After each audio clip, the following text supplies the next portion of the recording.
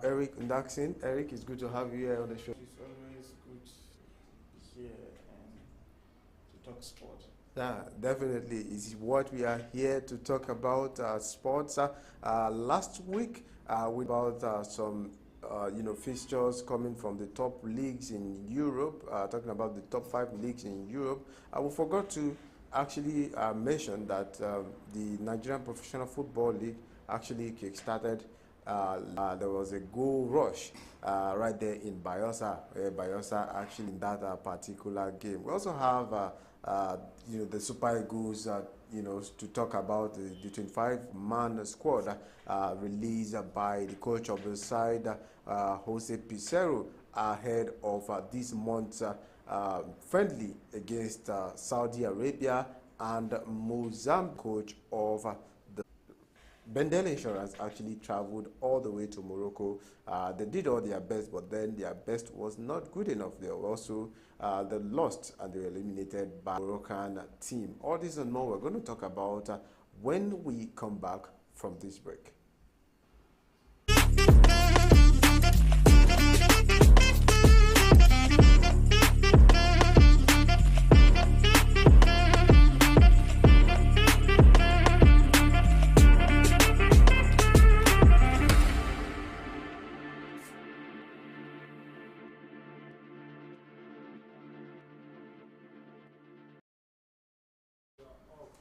All right, welcome back to Nigeria, where the coach of the side, Jose Pizarro, has unveiled the 25-man squad for the friendly against Saudi Arabia, the national friendly, and the players that were invited are Fisayo Dele Bashiru, to former Flying Eagles star Tom Dele Bashiru, also getting his first call-up to the national team.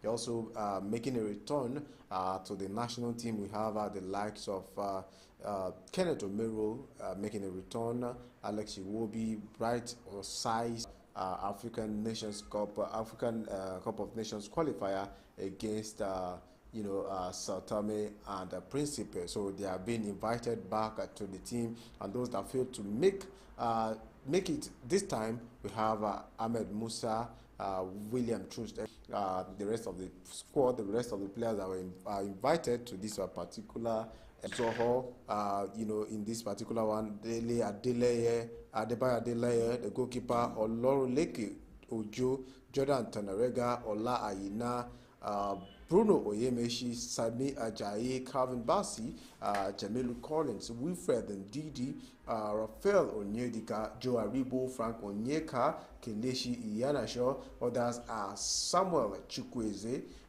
Moses Simon, Ademola Lukman, Victor Osimhen, Victor Boniface, as well as Taiwo Awoniyi. And that was on the 13th, we'll take on Saudi Arabia, while Mozambique will be on the 16th. The two games will be played right there at the Municipal de Principal Portimao, that is in Portugal. Last month, just like you said, the Super Eagles trashed Sao Tome and Principe 6-0 in their final 2023 African Cup of Nations qualifier Group A match in Uyo. So Eric, let's take a look at the Super Eagles. The list is out. Some names have been omitted. Some new names like Dele Bashiru, Fisayo Dele Bashiru, the young midfielder from the Turkish side. That is a friendly, and we have many players that have not been tested yet. Yeah. And the national team basis, we know what they can do and what they offer in their clubs, but we're here to see what they offer in the club football. But whenever they are in national colors, they will play as if they are not the ones in the club. Yeah. So, and we need to figure out which player is play for national team, and at the end of the day, you not get to play for the national team. Yeah. So it's a good one, and having Saudi Arabia is a team that is on the rise. So we see what they did in the last World Cup. If not, even though they didn't get to get past the first round, but they were able to. Yeah.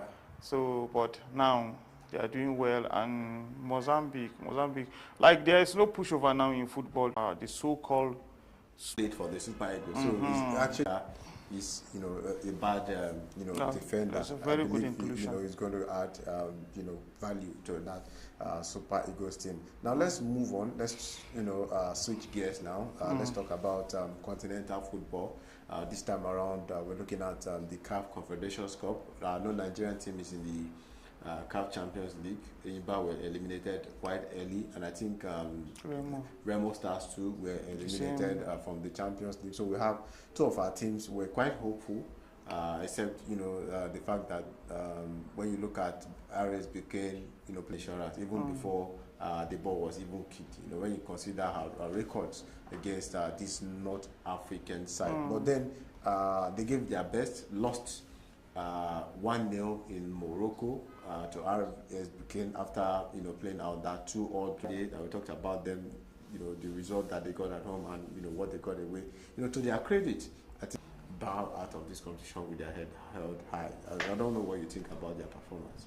Yeah, it was not a bad one because it's like deja vu, something that we saw it coming already. Because like I said the other time, Benin Insurance is a team that played very close game and very tight game. Yeah. If they don't get to score, it will be difficult for you to score against them, and you are losing a goal to nil. Yeah. That means if they are able to get the same result here, they would have gone into penalty just the way they did in the previous round. Yeah. They went as far as Egypt or Algeria.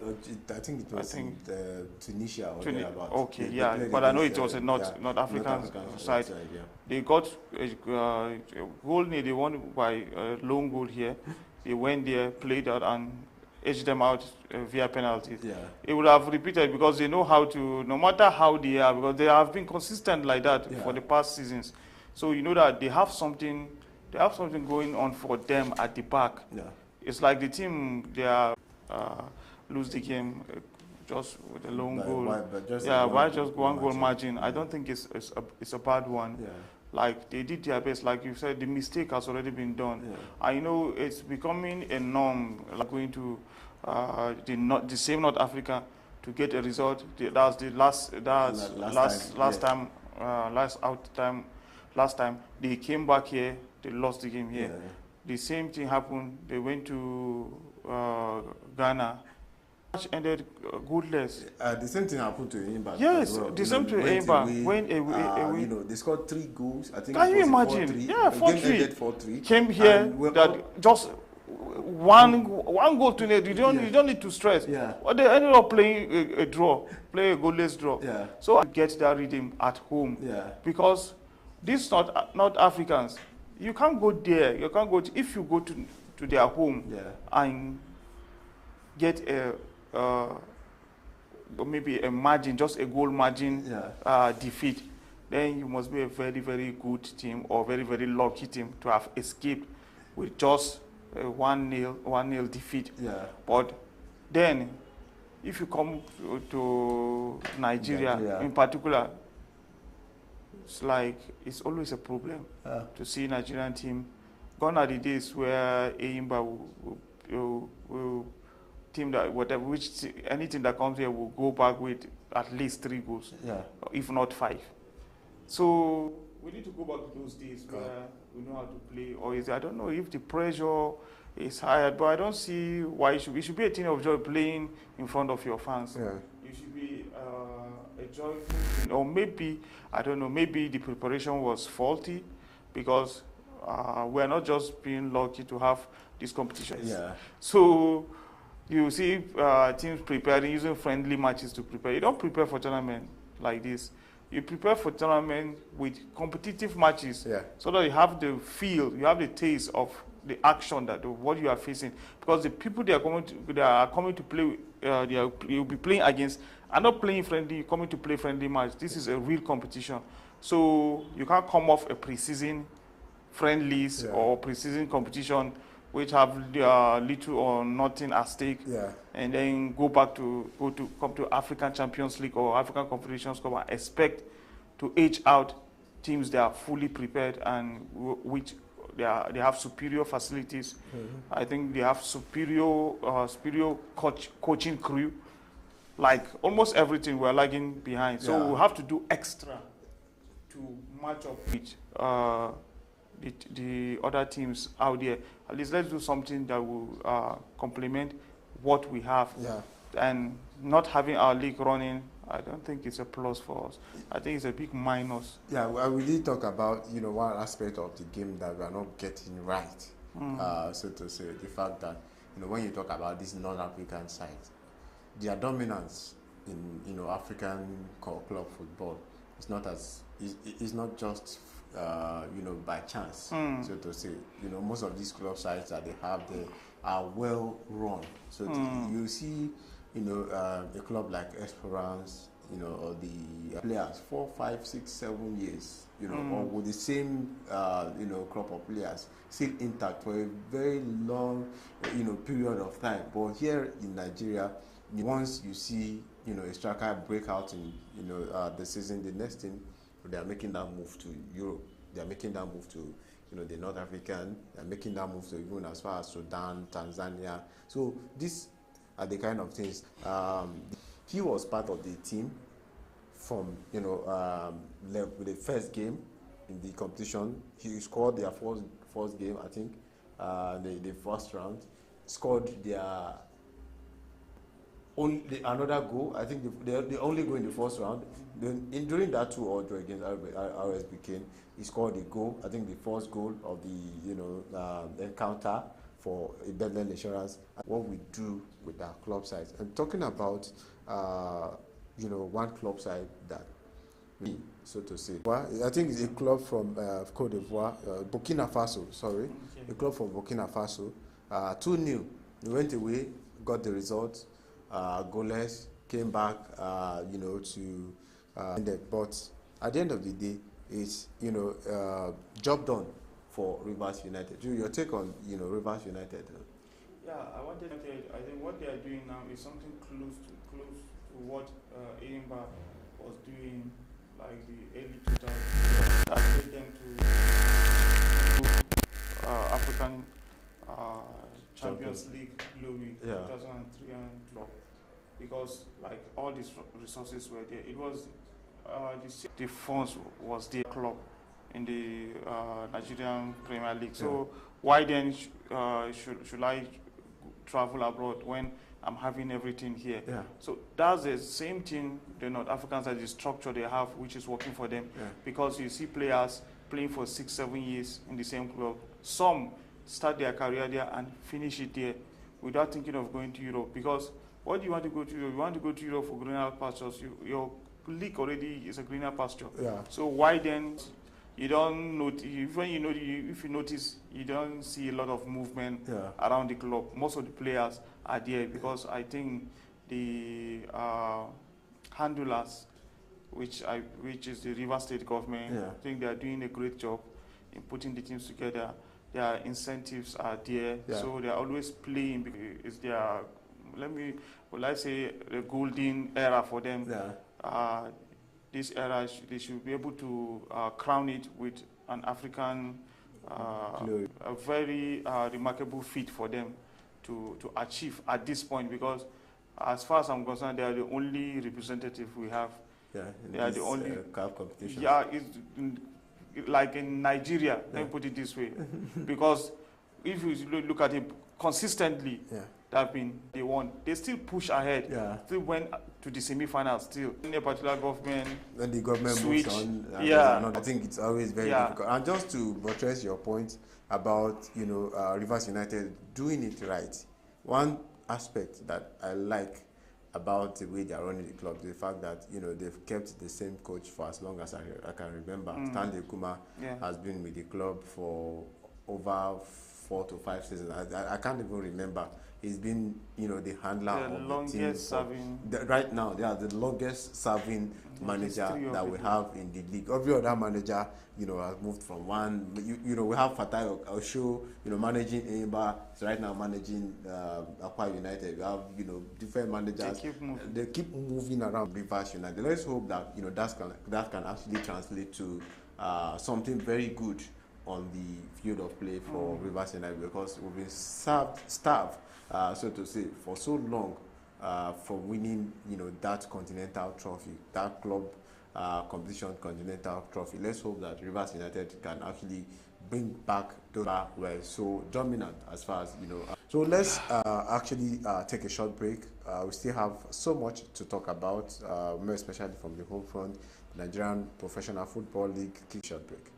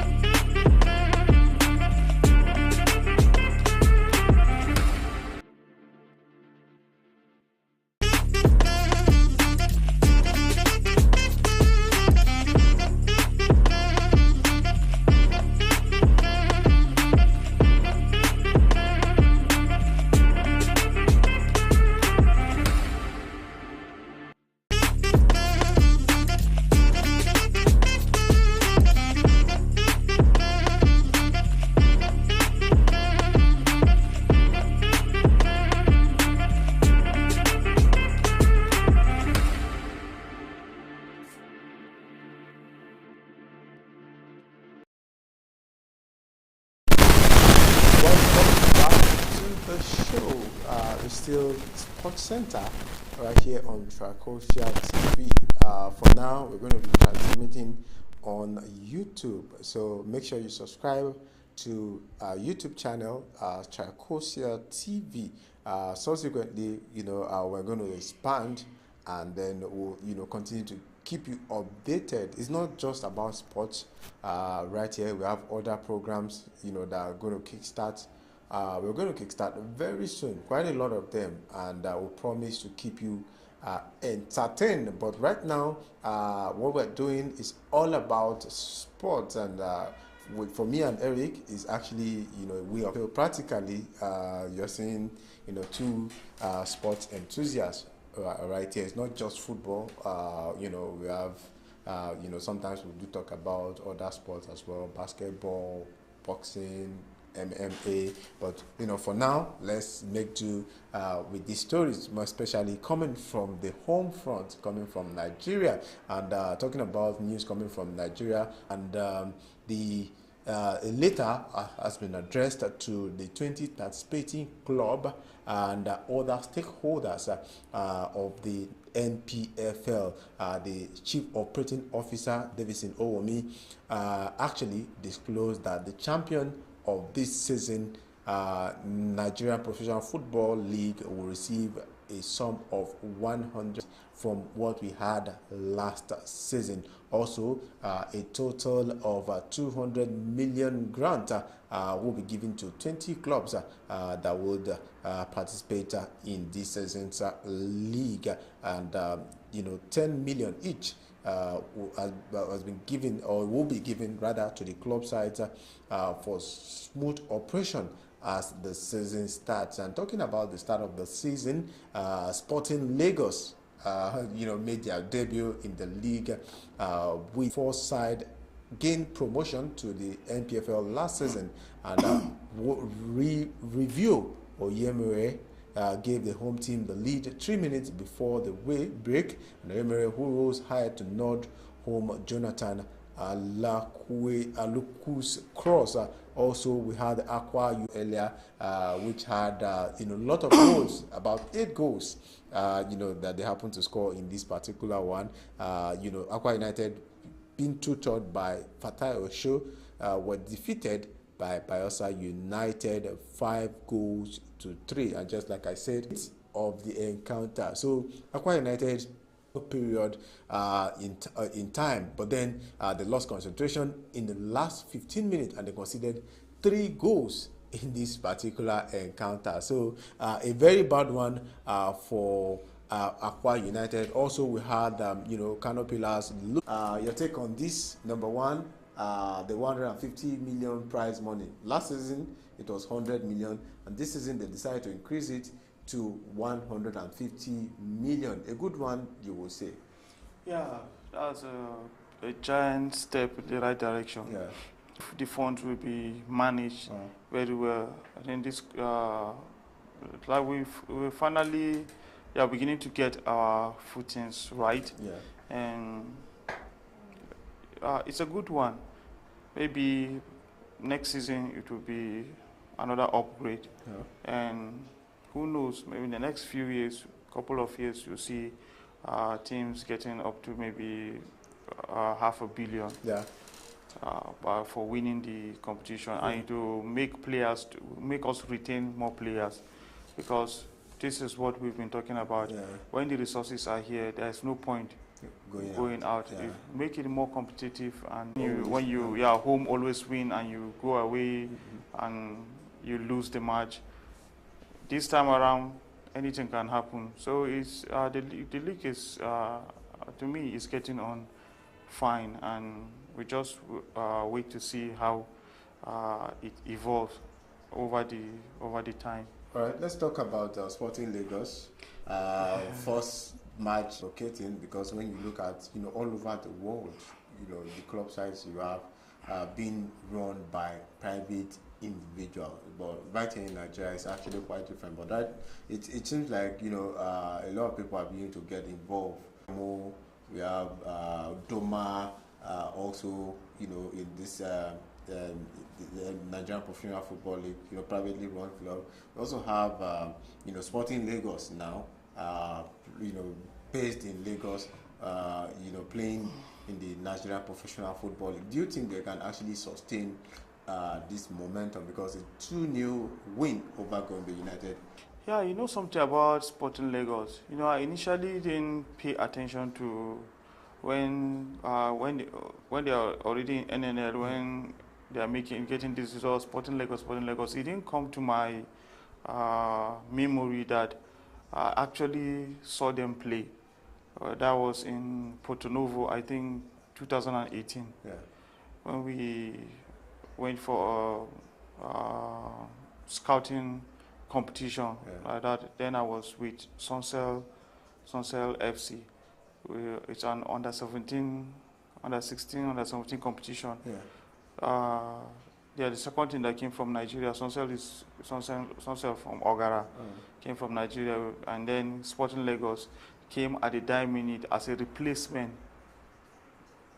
to a particular club. Like it was as if they are not going to be admitted into the competition, but everybody loved what they play. Even the opponents are falling in love with the kind of football they play.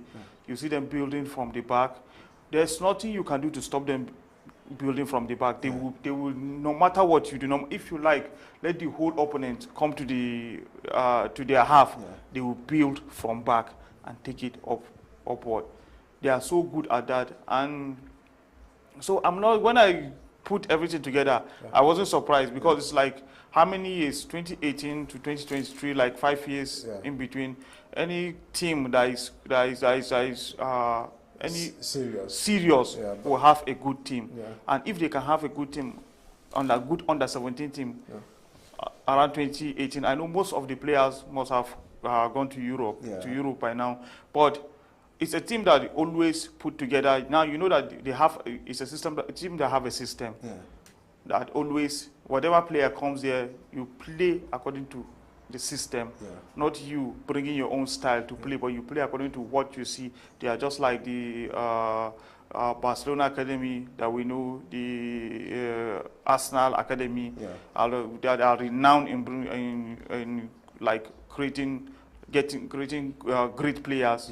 Like so, I'm not surprised. And you know one surprising thing, their coach then, that was coaching the team then, presently he's at Remo, coaching Beyond Limit, which happened to be like more of a feeder team to Remo, and he has taken them. Now they will be playing in the NNL.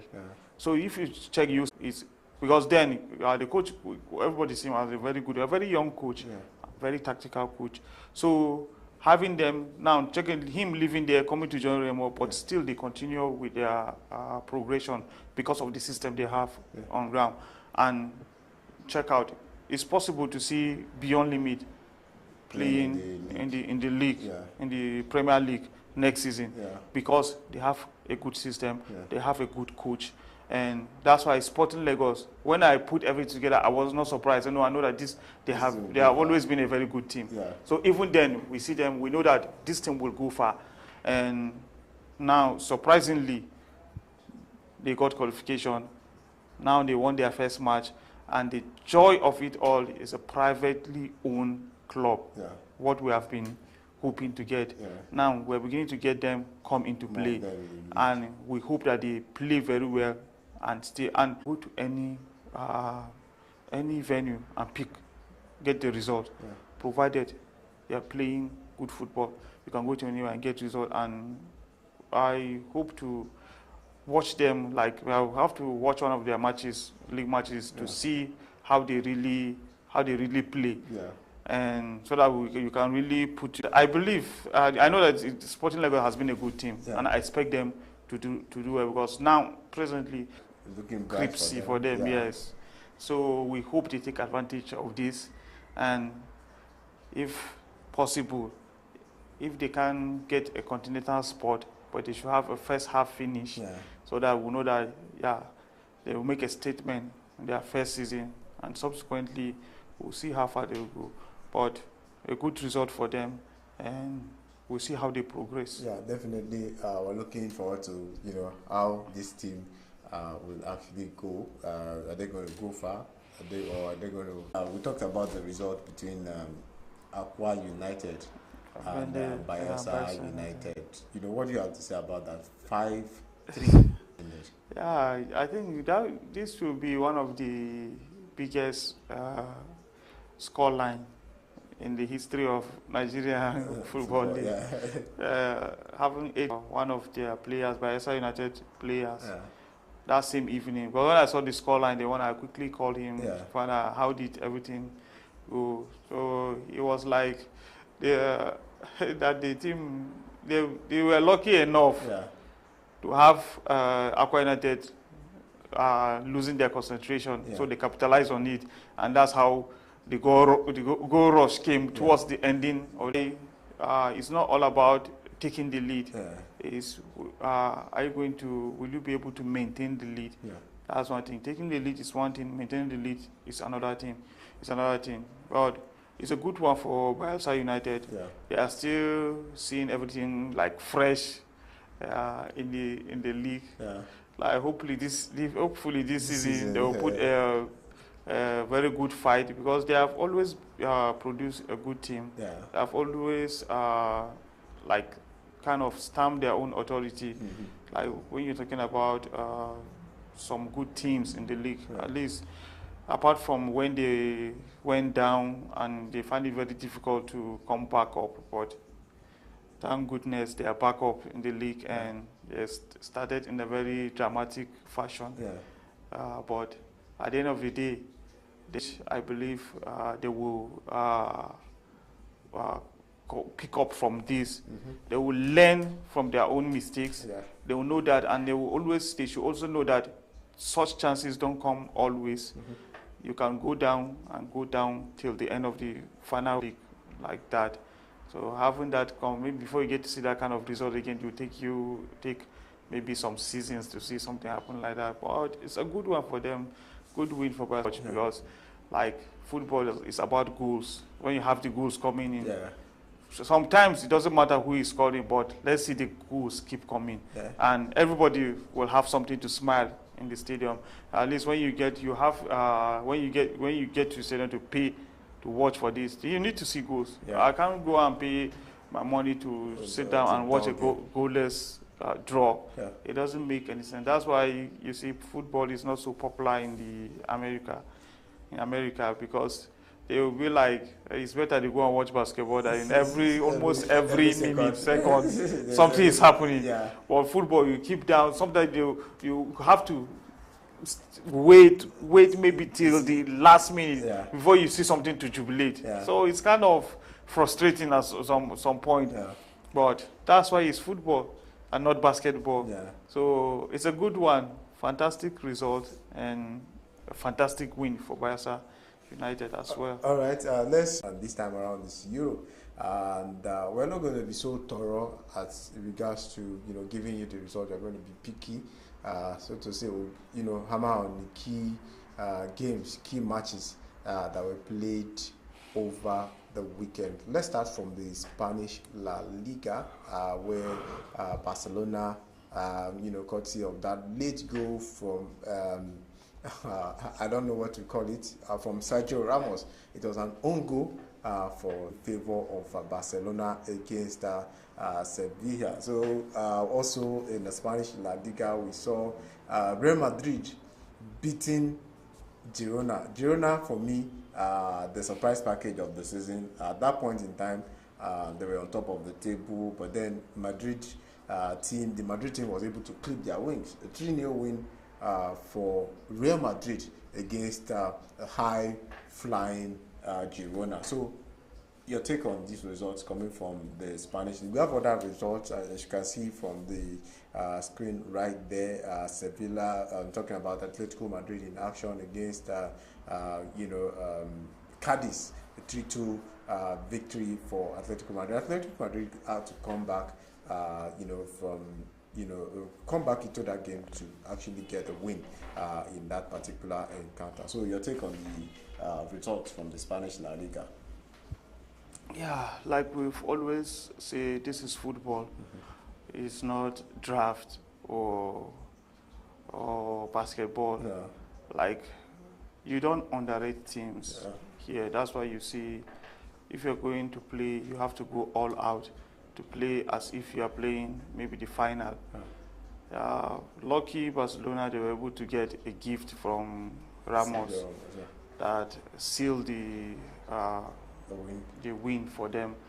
And Real Madrid, on a very good day, you don't expect Girona to put up a kind of to be a problem for Real Madrid, but this is football. Everything has changed. Yeah. That's why Girona came and they're flying high, like as if they're unstoppable. Yeah. As of when they played Real Madrid, they were on top of the log. Yeah. But then Real Madrid have to show class, to show that we are superior, per se, and we've been here much more than you guys are. Yeah. But it's good to see a determined side like that, like coming from the second division. Tier, second division, to be heading teams in the Premier League. Yeah. Like it's a remarkable feat for them. But the thing is that I just hope they keep the momentum even after they lost, so that maybe at the end of the season they won't be like the case of starting from the top and ending up being in a relegation battle. Yeah. So like they did very well coming up to this to the Premier, to the main league, and they are showing that they really mean business. It's not like a kind of fluke or something, because they were able to muzzle out some fantastic results heading to their match against Real Madrid. And coupled with the fact that Real Madrid, though they have not really played up to the expectation, but they should have Bellingham. They should be thankful to him, because he always come up to save the day. Whenever things like get bad for them, he makes something happen out of nothing, and they end up running up with the victory. So Barcelona, my word for them is that they won't always get so lucky. The English Premier League now, something that has not gotten away. Everybody is still talking about it. The match between Liverpool and Tottenham Hotspur. Before that, in the EPL, unbeaten before getting 2 red cards, and then in the middle of the whole chaos, there was a goal that was cancelled, which should have stood according to every data that is available, everybody saw that goal was a good goal that should have counted. But then at the end of the day, the referee actually disallowed the goal, and this is something that is still ongoing. Everybody is still talking about it, and that has actually brought forth some controversial decisions, so to say, that has happened this season. And looking at it, what's your take, surrounding the EPL this weekend? Quickly, it was a disappointing one for Manchester City. No one saw it coming because we thought it would be like the usual. Yeah. They come in, even if they go down, they come blazing in the second half. But I think that craft, if you should score them one in first half, second half, at least you should be expecting up to 3 goals. Yeah. It always ends 3-1. Yeah. So, but then I know they will pick up. But I can assure you that Manchester City, whoever they're playing their next match, they'll feel the rot. it again. We hope this time around. Let's see how hard have they become from the last experience they had. We know that was how the game is going to be. Most of this game, they either end in controversies or just end in a draw. It was almost going to a draw, like we've talked about. If not for the last minute on goal that changed the course of the game. It was almost the last kick of the game. Yeah, last kick that changed the course of the game. And if you look at it another way, if the other goal had stood, it would have ended a draw. Yeah. Because this one would have made it 2-2. Yeah, but the argument is that, as at that point, it was goalless, 9-man Liverpool, to be, and Liverpool right now will be feeling it ended. Now let's move to the Italian Serie A. We're going to talk about just one game in that Serie A. Victor Osimhen, coming in the second half and scoring a goal for Napoli, 4-0 in for Napoli in the Italian Serie A. So let's hear what you have to say about Victor Osimhen in particular. He did come out with a statement, about the issue that is surrounding the video that was put out by the Napoli on the Napoli's social media handle, and it seems like everybody is moving along. And the club president Lorenzo is saying that he's quite confident that Victor Osimhen is focused. Osimhen credit for being a complete professional and a very matured player. Yeah. The maturity he showed during this period, let me put it like this, during this trying time, it's second to none, because this is the point where it's like you get to a point where it will be like a deciding factor in your own career, if you are going forward or you are going backward. And Victor Osimhen managed it very well. He was upset, but he never showed it. He never affected because his own duty in the field is different from what is happening outside the field. Yeah. So whenever he gets to the field, and that's why it was a big statement with that goal. He was kept on the known for, which is scoring goals. And after that, he made a statement where he made it clear to everyone that he's happy. He's not upset with anybody in the club. Like he loved the people of there in Napoli. He loved the people. He made friends that are now family. Now you see, when you see somebody after everything, after the same club that mocked you, that didn't, but look at the statement he's bringing on. You know that this person is focused and is so mature to handle this kind of situation, clear the air, and he's back to playing football, because he knows that whatever decision he will take now, in as much as it will affect the club, but it will be detrimental to his own career too. So that's why he tried to manage this thing, because he knows that he's not going to stay there forever. So, but for the time that he's there, He has to give his He has to give his best. And he has so many things at stake. He's in the nominees for Ballon d'Or. He's in the nominees for CAF, African Football of the Year, which we are sure he's going to clinch that award. Things like this can affect his chances. Yeah.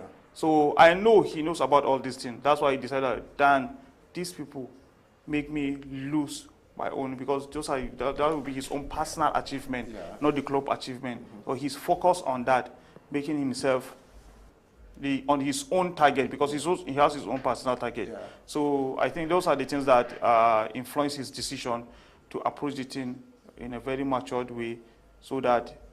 And just before we close the show, because time is no longer on our side, our time is fast spent. I want to thank Eric for joining me on the show today. It's good to have you on the show. Yeah, it's always a pleasure. And also to thank the production crew doing the good job behind the scene. Zinka